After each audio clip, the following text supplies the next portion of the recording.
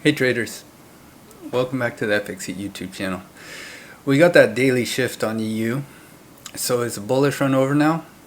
I'm not so sure, and I'll explain why in this video. But first, hit the thumbs up button and subscribe if you haven't already. Now let's get into it.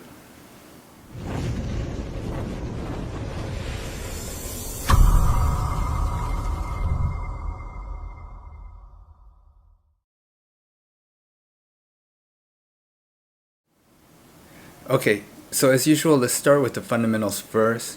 So next week on Tuesday, we start with ISM Services PMI and JOLTS job openings during the AM session. And then on Wednesday during the AM session, we have employment change. And then on Thursday during the AM session, we have unemployment claims. And then if we go to Friday, we have a ton of news where we have job earnings, we have NFP, and we have an unemployment rate. So Friday will definitely be a day that you'll probably want to avoid if you're not used to trading the news.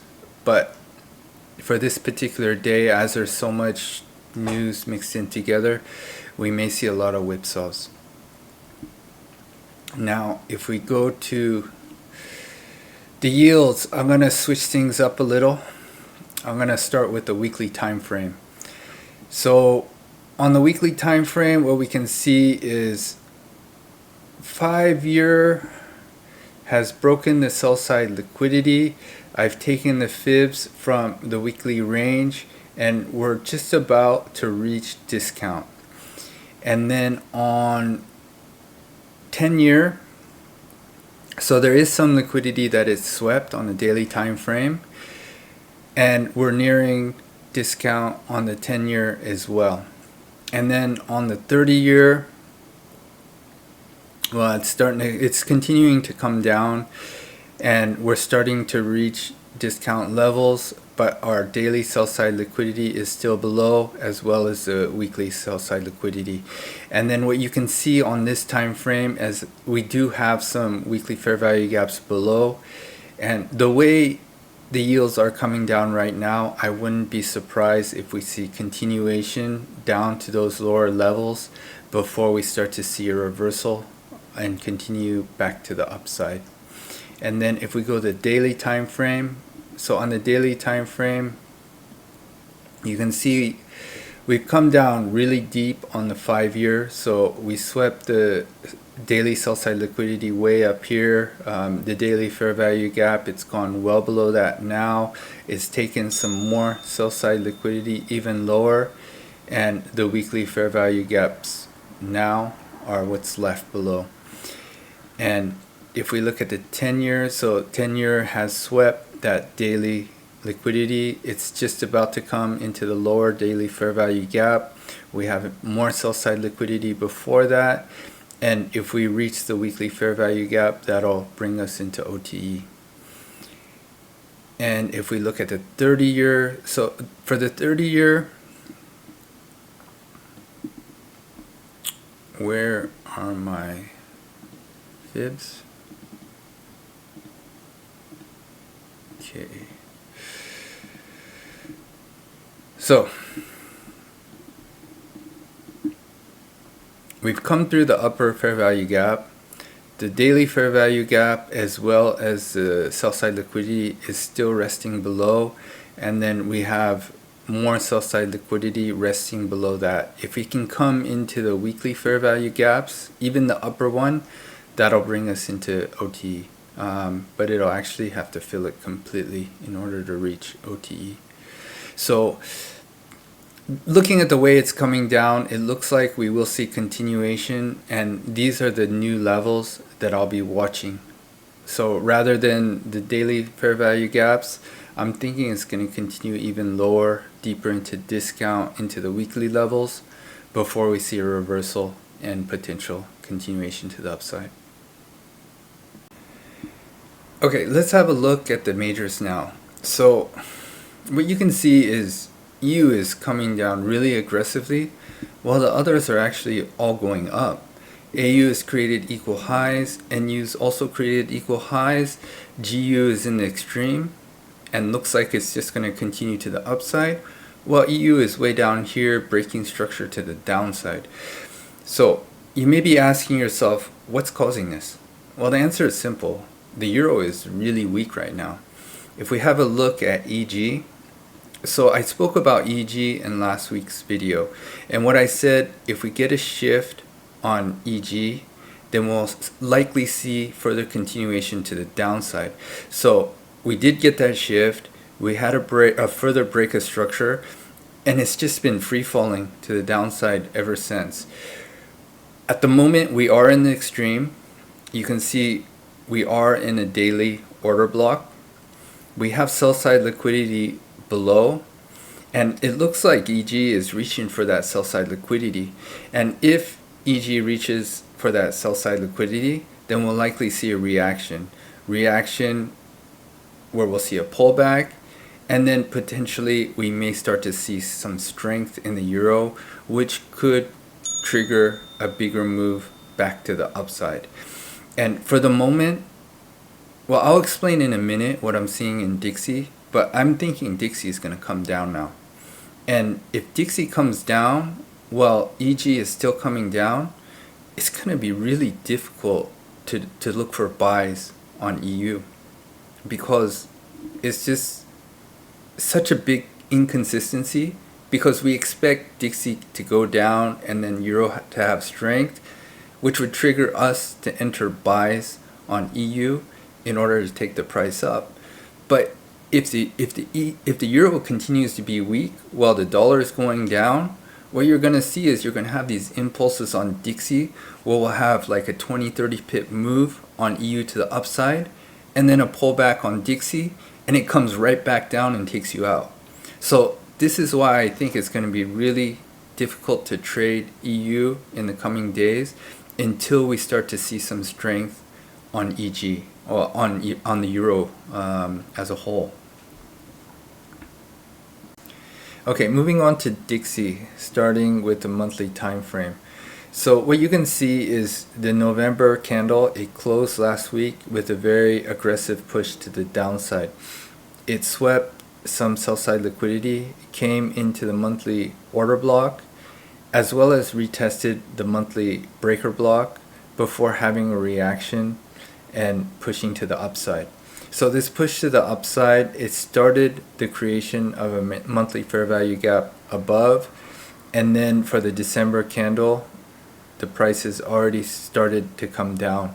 But that's only one day of trading, and I mean, this monthly fair value gap won't be confirmed until that December candle has closed. So where this monthly fair value gap actually ends, so it could be like somewhere higher, or it could be where it's at right now. We'll just have to wait and see. So we have the entire month of December to wait and see where this candle ends to know where this fair value gap is going to be formed. And then if we go on the weekly time frame, so what we can see on the weekly time frame is, yes, we started the week bearish, so we came down quite aggressively.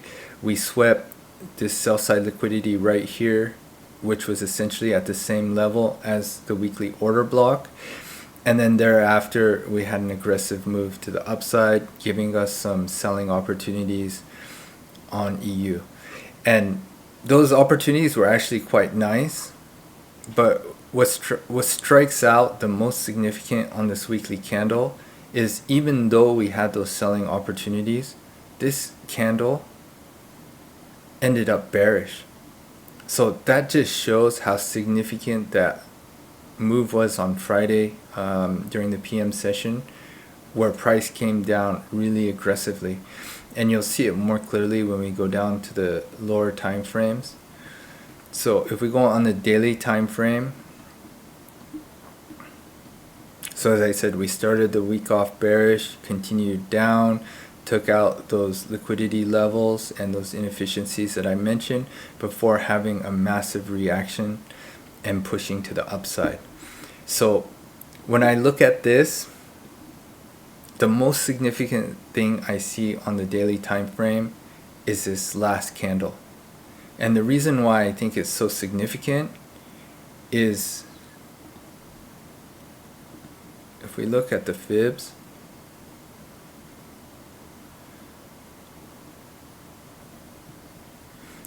so we had a really nice rally on DXY towards the end of the week, but that 1 p.m. session, it came nearly back to the 50% level of that push up.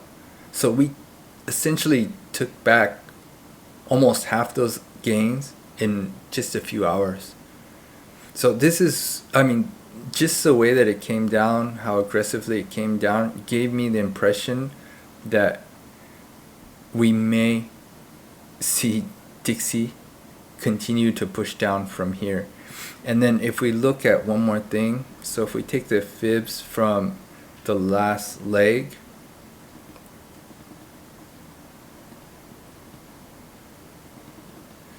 what you can see is we actually came up to OT level before we had that massive reaction and pushed right back down. So this gives a little more confluence that in this bearish structure that's forming, this potentially was just the creation of a lower high before continuing to push down for the next drive to the downside. And if we go to the 4-hour time frame, so zooming in a little more, so what do we see? So this drive to the upside took out this internal liquidity, so took out some buy side liquidity, came into this 4-hour fair value gap. We had a significant reaction, thereafter drove higher to the extreme. So we came into the 4-hour supply before having that massive reaction, driving the price right back down. And in the process, we created a 4-hour shift. We've also created a 4-hour fair value gap. So very nice area to look for pullbacks before potentially further continuation to the downside. But at the same time, we stopped and created a daily fair value gap. So potentially price could just come to the daily fair value gap and reverse and continue to the upside. But looking at the way that price action is formed, I'm more inclined to think that the pullback is over and now it's going to continue further to the downside. So zooming in further into the hourly time frame, you can see more clearly how aggressive that move to the downside was. So it kind of looks more and more like this was a manipulative sweep to take out these equal highs, come into the extreme, and then just slam back down to the downside. And as we've had that shift, looks like we may just see continuation down from here. And this time frame does give a clearer picture of what I'll be looking for next week. For bullish scenarios, what I'll be looking for is DXY from here to come back down into the daily fair value gap and then reverses from here and continues to push higher, break the highs, and continue further to the upside. The second scenario I can see is DXY coming down, taking out the sell side liquidity, completely filling the daily fair value gap, and from there reversing and continuing to the upside, taking out these highs to give confirmation that it's going to continue to the upside from here. But for now, my bias has shifted bearish again. And for the bearish scenarios, what I'll be watching for and watching for more closely, regardless of what happens on the downside, I'll be looking for pullbacks. So the three areas I'll be watching are pullbacks to this fair value gap, this 4-hour fair value gap that was created on this drive down, reactions from there for further continuation to the downside. The second area I'll be watching is this hourly fair value gap. So see if we get a pullback into the hourly fair value gap with a reaction and potentially a shift to drive the price right back down to the downside. And then the third area I'll be watching is this wick. So I'll be watching this wick above to see if price comes back for a deeper pullback before reversing and continuing to the downside. And you may be asking yourself, why am I watching this wick? Well, it's mainly because we have a 15-minute fair value gap on the lower time frame, as well as a 15-minute breaker block right here. So after aggressive push to the downside, makes sense to have a pullback, and it may pull back to the extremes where we have that inefficiency as well as the breaker block on the 15-minute time frame before reversing and continuing to the downside. So moving on to EU, starting with the monthly time frame. So what you can see is the November candle, it closed well into OTE above the monthly order block, and then we had a reaction, and you can see we had a pullback since then. And we're only one day into the December candle, but it looks like we'll eventually have the creation of a monthly fair value gap below, and potentially that may get retested at one point or another before further continuation to the upside. And if we go to the weekly time frame, so you can see last week's candle, it had the continuation to the upside, but then it had a very aggressive push to the downside. So this candle is bearish, and you can see it's come down quite a bit. Hasn't had a pullback like we saw on DXY, else this would be a bullish candle. But where it pulled down to, it did come into a significant level, as it did come back into the weekly fair value gap. It did create a monthly fair value gap, well, start the creation of a monthly fair value gap, but again, we need to see what happens in December to see if the monthly fair value gap is created here or somewhere lower. But for now, I mean, if we go on the lower time frames, it looks like we may see a shift, and we have that confluence when we look at DXY. The only thing that bothers me right now is a weakness on EU. It's going to be tough looking for buys on EU if the euro remains really weak. Now, if we go on to the daily time frame, so on the daily time frame, what you can see is it looks like we had a daily shift. EU came into the weekly fair value gap, and then we saw a reaction thereafter. It's also, if you look right here, it's also come into a daily inversion fair value gap from the left, and like I said, we had a reaction from there as well. But if we look a little closer, this low right here, what did it do? Really didn't do anything on this time frame. But if we look at the low below, what did that one do? This one's a little more significant because you can see it clearly swept liquidity. It mitigated this daily fair value gap before reversing and pushing up and creating a higher high. So as of right now, I'm not considering this a shift.